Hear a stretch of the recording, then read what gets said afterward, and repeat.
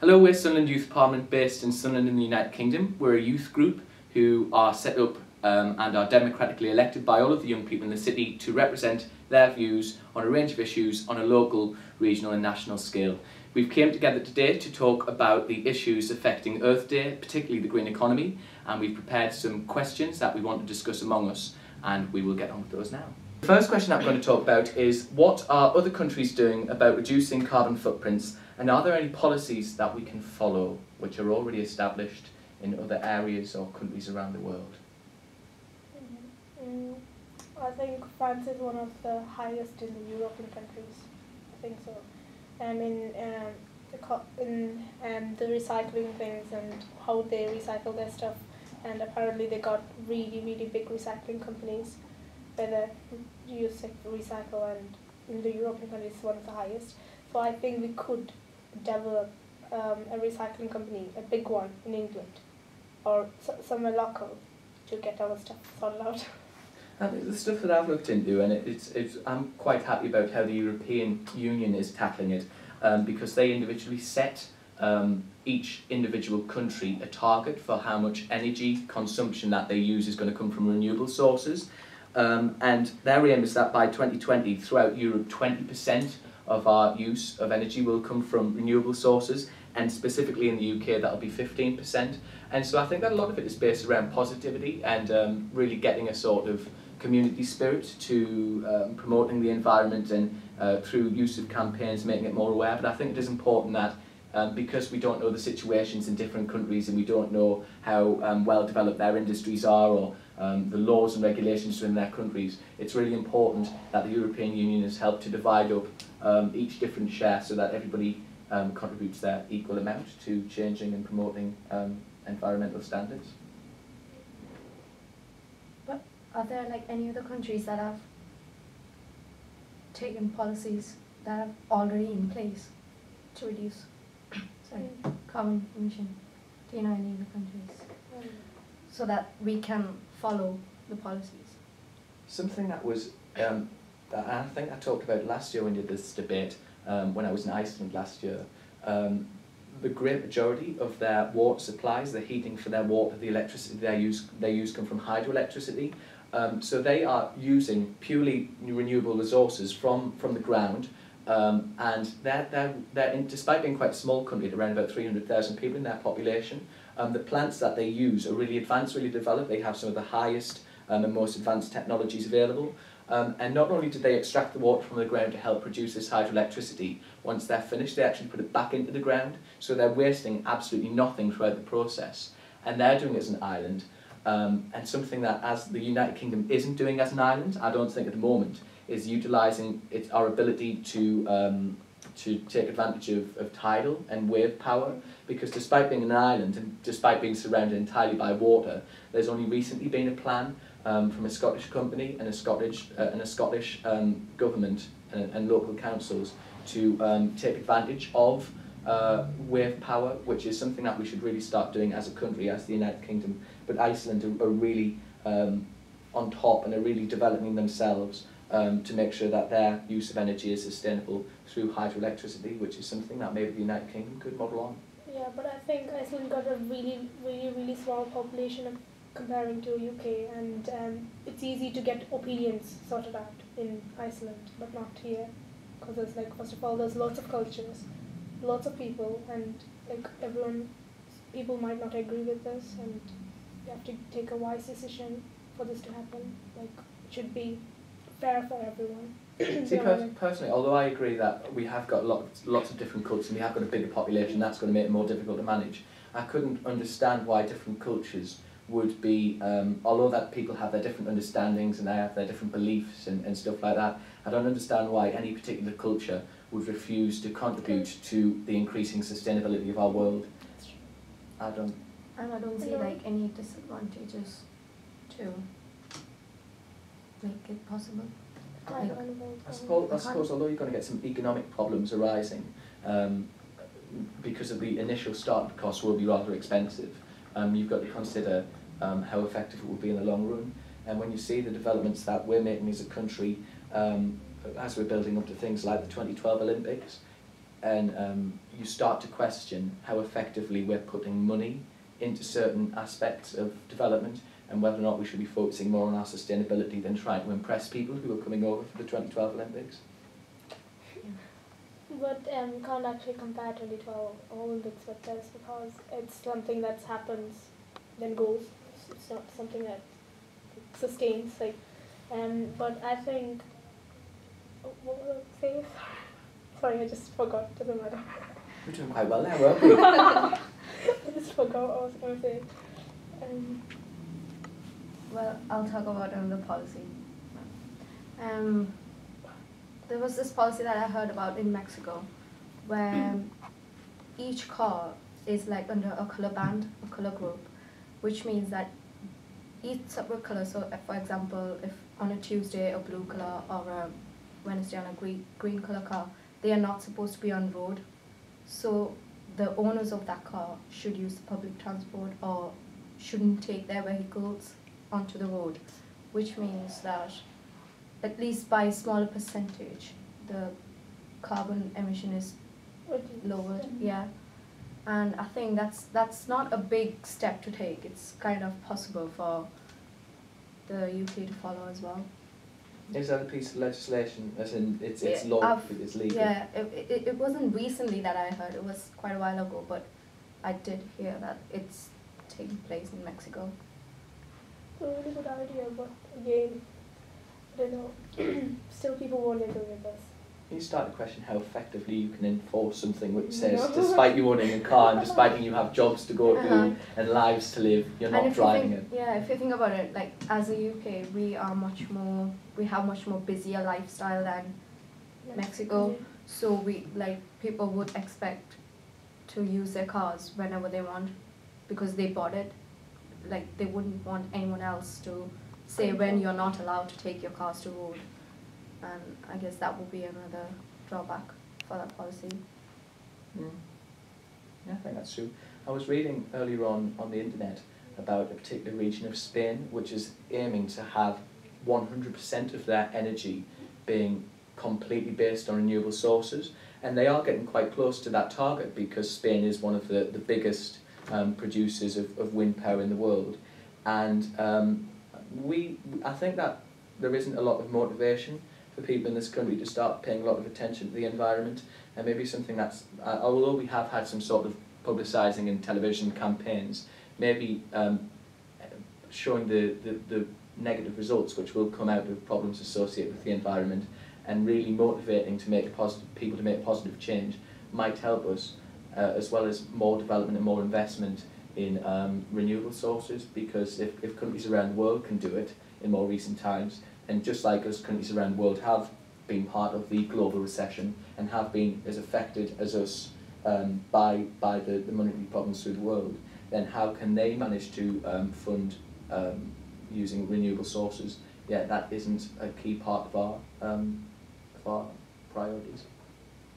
I don't know how effectively things like wind power can be, because by the time you build the generators, build the wind turbines and maintain them and everything, do you get your sort of the enough power back where it's effective to say run the national grid off?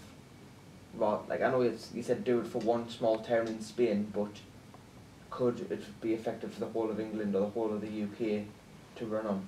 Well, is it not a case that we could start to use follow by their examples, and they're focusing on specific areas of the country they're targeting? They're not trying to take the entire country, and it's a big country, Spain, and change it into a totally environmentally friendly, eco-power country, but they're taking specific regions, specific cities and towns and villages, and as you, over a set amount of time, start to change the way that their energy is supplied, then you will start, as a country, over time it will build up, and you'll be able to reap the benefits of it over time.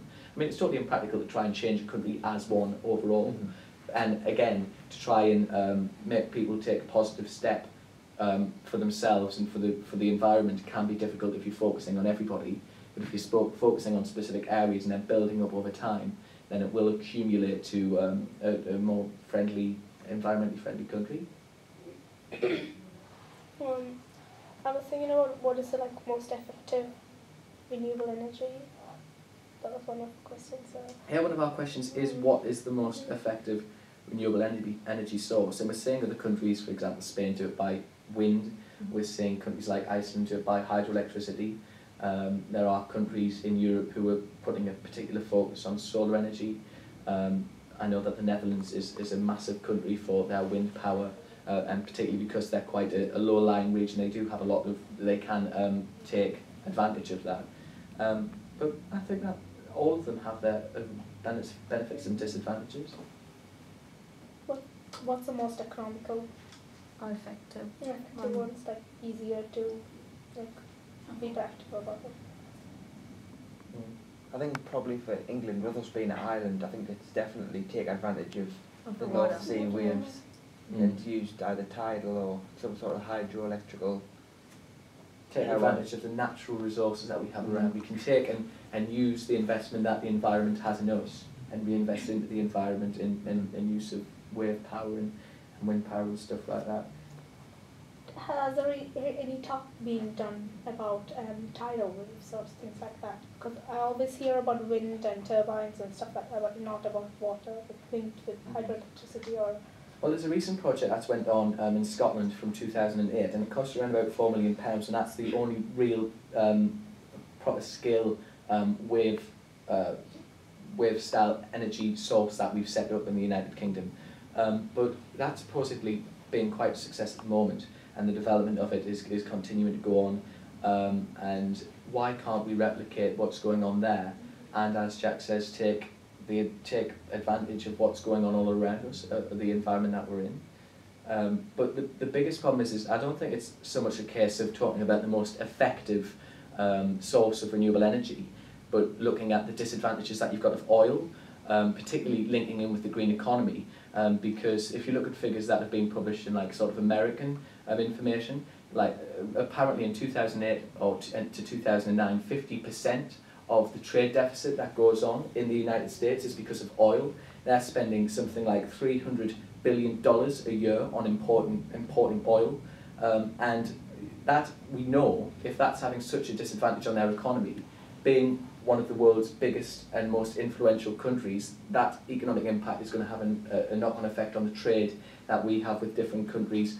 And you think that in a world where we've had a global recession, and that's really damaged the integrity of all of the different economies, and where sort of fossil fuels are causing things like global warming, global dimming, acid rain, and the increasing carbon emissions, it is time for us to all understand that oil isn't a viable option anymore, and that we can only really achieve a greener and a cleaner, a more sustainable, and not just more sustainable, more effective stability within our economies if we turn to renewable energy. So I don't think it's a case of questioning about which is the most effective. It's just really encouraging people in this country to start thinking about renewable energy, and then we'll focus a bit more on which kinds of renewable energy we'll use once we start to convince people in the country that renewable energy is the only way forward. But it's like we can't wait until all the non-renewable energy has run out. I mean, we have to start of now. course we can't. So it's like The earlier we start to Think about it now. use, the better. it's gonna be. We've got to start making those conversions. And when you consider all of the problems that oil creates in terms of the sort of the resource wars that go on in the world, and you've had people who've suggested that the involvement in Afghanistan, the involvement in Libya, the involvement in Iraq was down to, according to Gaddafi's son, stated that the only reason that the British wanted to be involved in Libya was because we were greedy for oil. You consider that, why do we need to keep worrying, and why we keep concerned about this non-renewable source which we know will run out? We have alternatives, and if we focus on it now, there's no need to be concerned, because we can develop. We have between 50 and 100 years until the estimates suggest that non-renewable sources are going to run out. Why can't we start focusing on revolutionising the way that we get energy now, instead of worrying about what's going to happen when we run out of oil? Because we can start to prepare now, and we need to prepare now, because it's not a question of is it going to happen, it's a question of when it's going to happen, and by the estimates it's going to happen quite soon in the grand scale of things. Okay. The thing is that I don't think public is kind of not not yet aware of running out fuels and stuff like that. They're still, until it runs out and until they are sure that, oh my god, we have to like try another resources. Until that, I think they won't like take another action. Yeah, They won't sure. like get it. You know what I mean? I think the initial step is creating awareness of how dangerous the non-renewable resources are and how close we are to running them out. To be like without non-renewable resources, and we need to create awareness that about renewable resources and the advantages of it, so that people are willing to maybe sacrifice and make their own changes in lifestyle and contribute. Well, personally, my dad and mom didn't know anything about this renewable source, because I know it because from school and we get taught by this and stuff, but like my parents didn't know anything about it. So I think people who are like quite old, they won't know anything about this, like about renewable sources or things like that. It have to be publicized in news and things like the local newspapers and things like that to get like to be aware of it for the normal people, ordinary. I think sometimes also the message is degraded slightly when you get these sort of disaster films, like the speculation about what's going to happen in 2012. People think that because that's going to happen in 2012, they think it's a rumour. They associate these natural disasters with being based on fairy tales and the subject of movies, and oh, that's not really going to happen. When if we aren't making the changes, we're going to run out of oil, and if we aren't making the personal changes to reduce the CO2 emissions, then there is scientific suggestion that we are going to be in a world which isn't as comfortable as there are now. There's going to be so many different countries affected, and when you consider that there are, I cannot personally think of, besides the economic benefits for certain countries who not necessarily socially developed but become economically developed, which leads to an imbalance between their power and their influence and how prepared they are to have that influence. There is no specific reason why we should continue to be investing in oil when it leads to resource wars, when it leads to a massive chunk of the American trade deficit which knocks onto all of the other countries, and when it's got such bad reputation in affecting the environment in so many different ways. And we've got to start making that change now. Okay. We also have a question which is asking us about how effective the electric car will be and how it will work. A large company, a Japanese company, Nissan, has one of their main production plants based in our city in Sunderland, and from 2012 to 2013 onwards, the Nissan Leaf will be produced in the city, which people are suggesting is going to help to promote our green image. And the idea of this car is that it's based upon electricity, so it's used through renewable sources to create that electricity rather than through fossil fuels to create that electricity.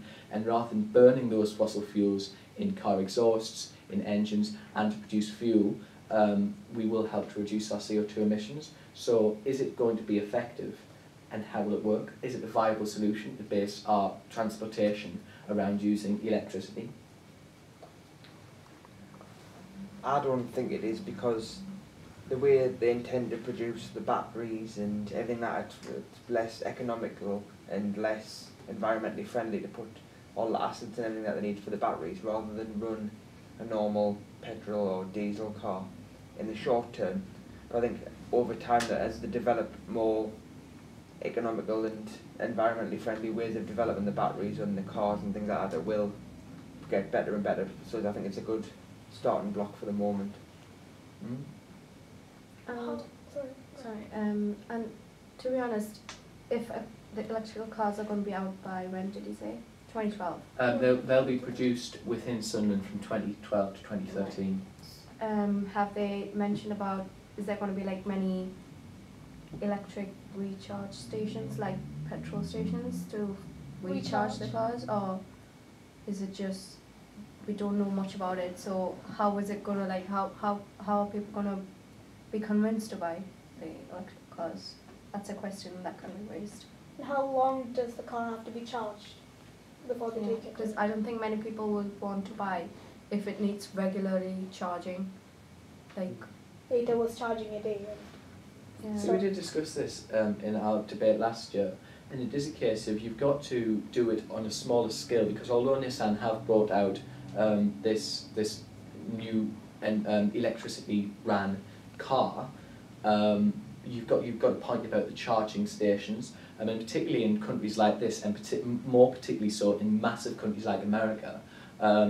If you are travelling great distances by road, if you haven't got somewhere to stay over, if you haven't got the specific points, how much is it going to cost to install electricity charging points across a country as vast as the United States, or as varied in terms of its geography as the United Kingdom?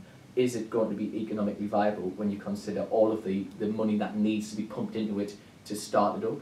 And is it going to catch on with people? Are people going to be prepared to use electricity? Or are they going to consider that it's not as effective, it doesn't move as fast, and it's a new idea? Because a lot of people aren't open to using new ideas and using new sources for things, because they like what they've known, and they like to stay with what's traditionally the norm in their own society.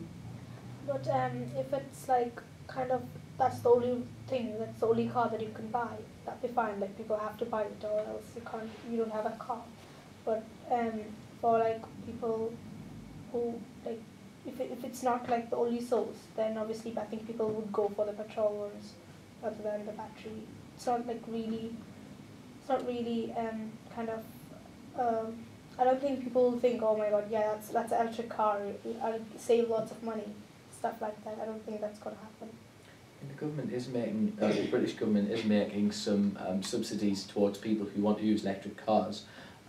But you've also got to consider how quickly, if it does catch on immediately quickly, is the government, as they're promoting the electric car, thinking about the effects that it will have on countries whose main source of income is based upon oil? Countries in the Middle East, countries like Saudi Arabia, countries like Libya. We're trying to reform countries which sometimes their social system is broken, like Libya is at present.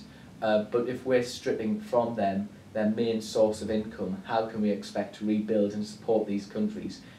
Is the government thinking enough about how much of an impact promoting use of electricity in cars is going to have on these countries which rely so much on their exports of oil and non-renewable sources? You've got to really strike a balance between converting us into a renewable society and a renewable planet without the long-term and short-term negative impacts which will come from it going far too fast.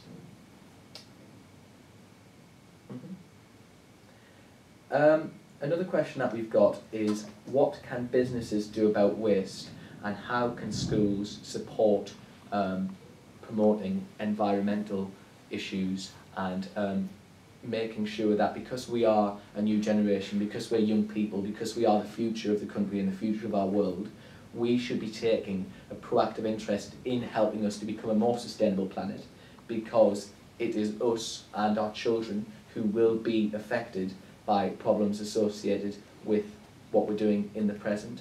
I personally believe that we, more than anybody else, any other demographic in any society, should be taking a more proactive role in reducing our carbon emissions, because we will be the ones who are producing these carbon emissions for the rest of our lives. I think schools are the initial starting point, so that children from a young age are really aware of the alternative choice. And to be honest, like recently we saw the big change in the food and healthy eating topic, how schools were really involved with it, because I think government really promoted it and gave lots of subsidies for promoting it, like healthy eating and all. So similarly, if schools can do things like that, so maybe encouraging children to use bikes to come to school instead of using even public transport, and providing them facilities to park their cycles, and like even small clubs during lunchtimes, like maybe planting their own vegetables and stuff. Like, I mean, yes, it's not gonna be that effective overall, but small steps like that is what is gonna make the change, because we can't suddenly go and say, oh, make this big change, but small changes will, I think, help from schools. I think some schools are like, definitely our school are doing something to do with the environment. They went planting trees.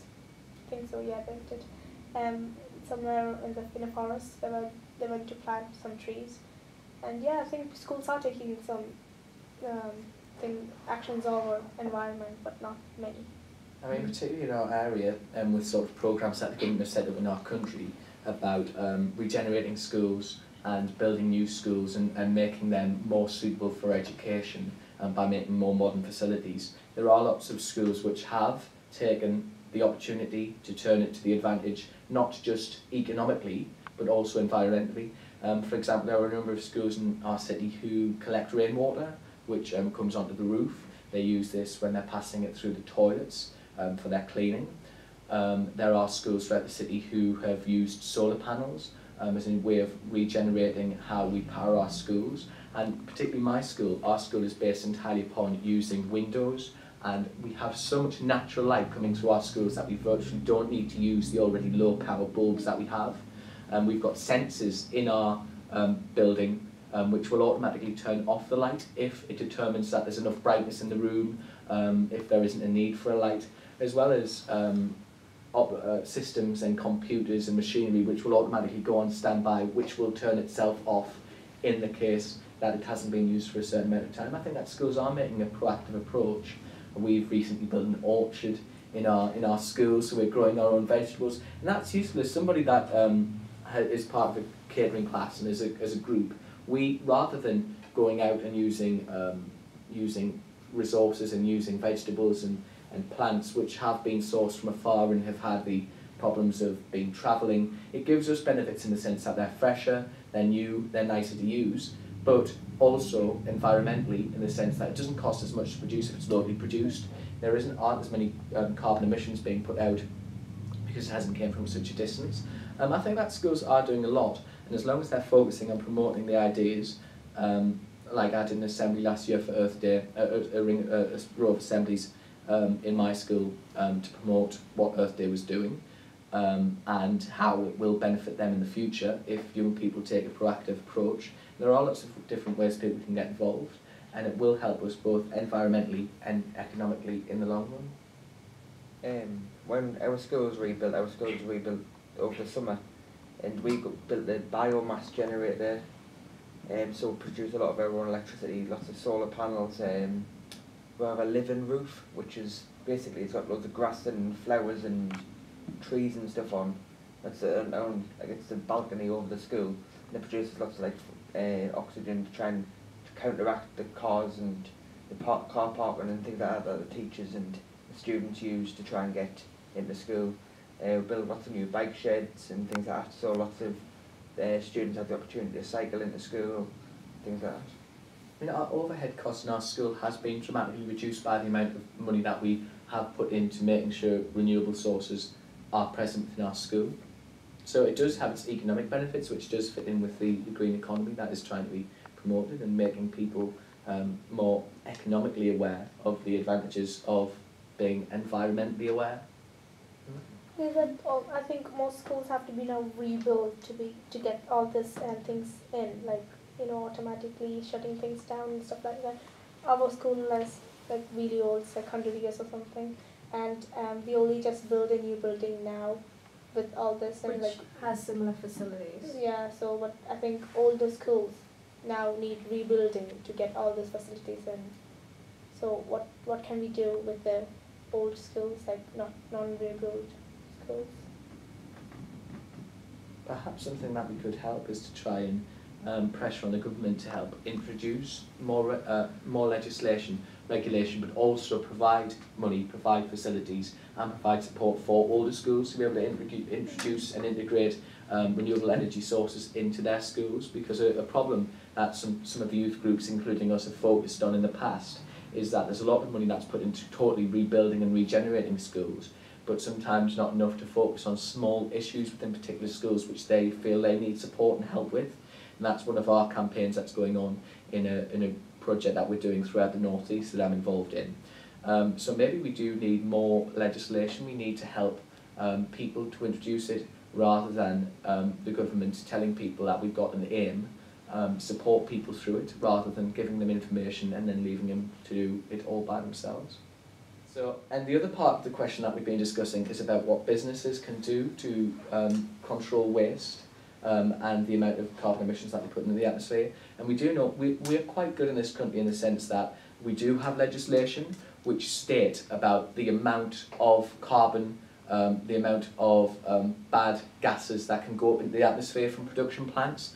But it's unfortunate that we've got one of the main pull factors for quite a lot of companies in this country who go over and produce their products in countries, particularly in places like Eastern Asia, is because their laws are a lot more relaxed than ours are, and it's much easier and much cheaper, and they don't have to worry about controlling the amount of carbon that goes into the atmosphere. So that's a big attraction to them. So maybe we need to work more as not just as a country and not just as a continent, but also as a world, to take a proactive approach to it and help to standardise the legislation which goes around the world. There's situations that we need to consider in different countries, but if we, as an influential country, as the United Kingdom, and as we have made progress ourselves, if we then help and support other people to make progress that we've had, then we can approach it together rather than just being fragmented and all taking our own different approaches to it. We can make it more uniformed and standardised, and hopefully help to reach these targets of 20% by 2020 in Europe. But I think it's easier to approach it by like small, as you said, like stuff. It's small changes and a really big change, and I think it's hard to make a uniform change like together in all the country. I mean, in our country, so it's better to if each businesses take their own actions. I think that would make a change. Because that is kind of sorry, go on. Sorry, and plus, often there's an argument between, like when you said working together as a globally, like developing countries like India and China may argue that why should we cut back our pollution when there are much more stronger and much more powerful countries like the US, the UK, Germany, like why are they being allowed to develop that much and still continue to pollute, whereas we are just still developing, and why are we cutting back our pollution, whereas they should be the people who should be taking the first steps. So that's often the argument that comes up when people do say that, oh, we should work globally. I agree that there are countries in the world who aren't doing enough and who are consuming a great deal of the world's resources, but we are taking a proactive change, and my concern is that some businesses in the West take advantage of the fact that these countries aren't changing their legislation and their regulations in how much carbon can go out into the atmosphere. We're making a change by regulating the amount of carbon that people can put into the atmosphere, and these businesses, these massive industries are now leaving our country. These particular companies are producing their products in less developed countries. So why can't we as a developed nation help these countries to develop the ways that they produce, to stop certain businesses taking advantage of their development stage? Mm-hmm. I don't know if it's, is there any things that get imported from our country, that's made in our country, to other countries? Like, is there anything made in our country? I think UK's main imports are financial services and things like that. I think it's like not any particular products or something. You know I how don't think we so. we export stuff from other countries. Yeah. So we import stuff from other countries and made in other countries. So we don't have to like spend that much money because that's like cheaper. So do we do anything like that? Do any countries take advantage of us? So, well, I think that's... Go on, Jack. My major thing is along the road, Nissan, they produce thousands of cars every year.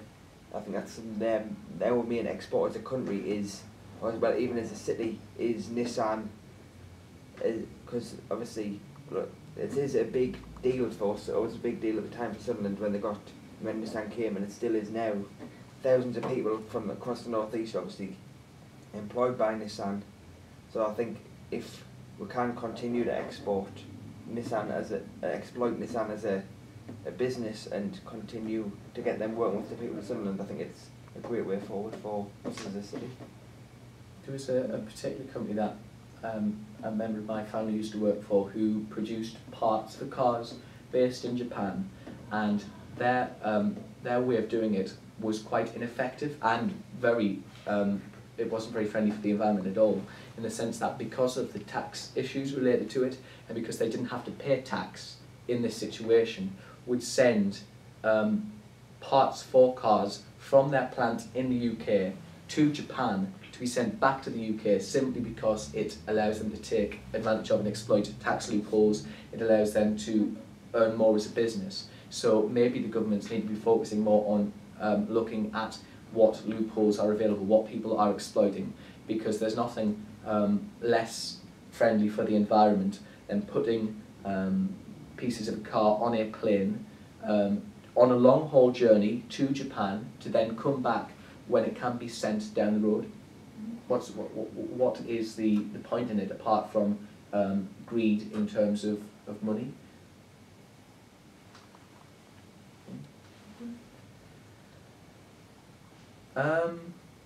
Right, so carbon and policy effective.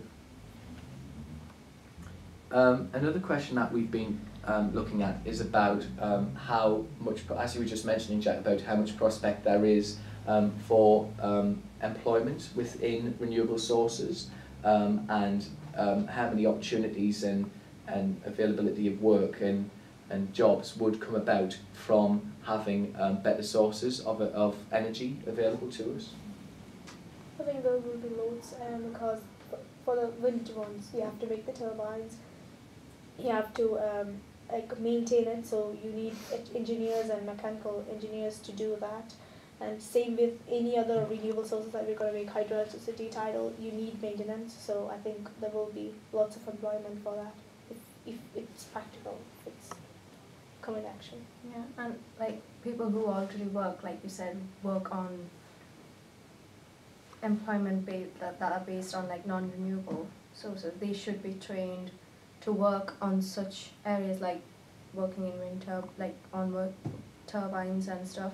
And the younger generation that are coming through, graduating, should be taught alternative ways of how to be environmentally friendly, like maybe work that teach stuff that they might use in future, like that are more environmentally friendly.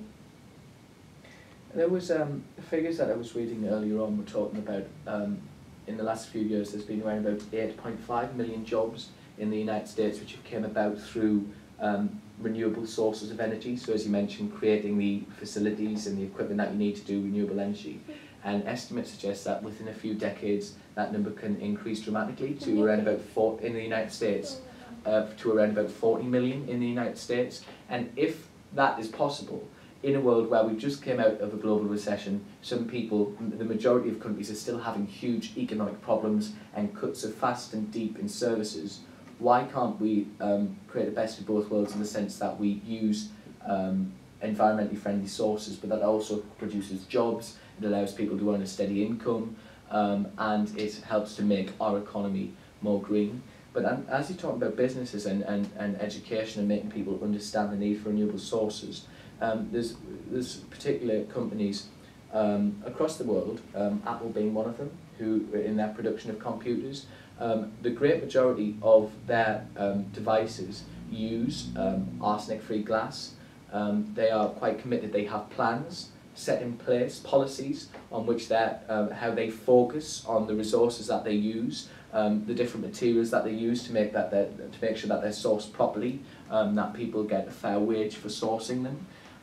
And if massive companies such as Apple can enforce that and can do their little steps to promote the environment, then maybe such well-respected companies, Apple was for the past few years in the United States is apparently has been voted the world's most respected company, then can they not use their influence to promote other businesses to follow their suit and to start using renewable sources? It may be slightly more expensive to use these resources, but we've got to start planning for the sustainability of our future now, and it will help our economy in the long run if we make some sacrifices and some changes now. I didn't know about that. Like, I didn't know that Apple used like really environmental friendly stuff to produce their products. So, do anyone know about this? Sorry? Like, do anyone know about this? Like, do anyone know like a big business company like the Mac do all this to help the environment? And I don't know. And it brings back to the point of creating awareness. And maybe these big respected companies can work with governments to promote their stories, to show their case studies, and to show how it's been a success for them. And it's clear that although there are some companies and some governments who could do more, there are a number of really respected, large, international, transnational corporations who are making those steps to making their output more environmentally friendly and are showing concern for the environment. I think that the last final point that we're going to come to is if anybody has any statements about their personal experiences or ideas about technology, the green economy, and how use of new facilities and renewable energy will help us to create a more sustainable economy.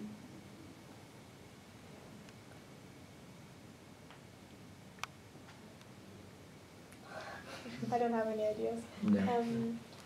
You know, recycling paper, but that's still, I mean, we're doing it now. We're really doing a great job in recycling paper and things like that, but I don't know. And again, I think about like our school itself, like we waste so many papers, like ridiculous amount of paper, and I don't know, I don't see anything that's been taken place to prevent that happening. Like it it's just like used. Oh, you know, we got this we got this bin in every classroom now, the black one. So recycle, but how many paper do you find in there out of how many paper you use? So we changed our system because we used to have printers in each room, and then when we regenerated our school, we had central printing points. So everybody uses individual 5 individual printers throughout the building. And the idea is that the school is able to monitor how much paper and how much ink people are using. There is a limit on how much people can print, but because the technology is new, it's unreliable, the paper misfeeds, the ink bleeds onto the paper, that causes a mess, but it also causes a great deal of wastage.